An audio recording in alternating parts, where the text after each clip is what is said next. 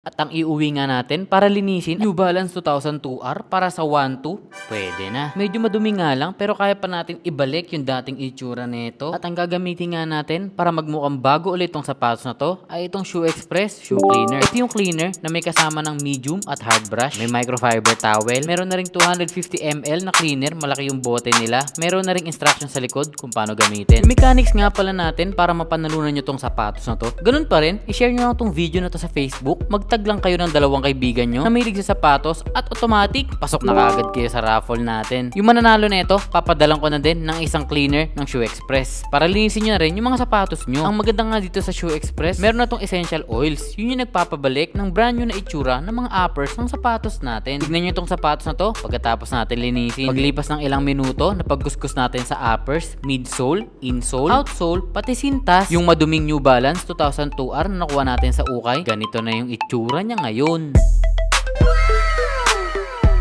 At yan, kita nyo nga, nabalik natin yung maganda na condition ng sapatos. Malinis na ulit, pwede na ulit gamitin kung sino man mananalo na ito. Congrats! At kung may sapatos nga kayo na ganito rin yung condition, ayaw nyo na o matagal nyo di nagamit, gusto nyo gamitin ulit, try nyo ibalik yung magandang condition ulit gamit itong cleaner na to. Mura lang naman siya, 250 ml, malaki na rin yung bote, kaya luminis ng 10 hanggang 15 na pairs ng mga sapatos nyo. Kung sino man mananalo na ito, congrats na agad, boss! At hep, hindi lang ito yung nakuha natin na sapatos ha. Nakuha din natin itong Vans Volt OG na Red Dahlia. Nandun nga to sa full episode natin, nasa YouTube channel ko. At kung naghahanap nga kayo ng panlinis ng sapatos, available yung Shoe Express sa lahat ng selling platforms.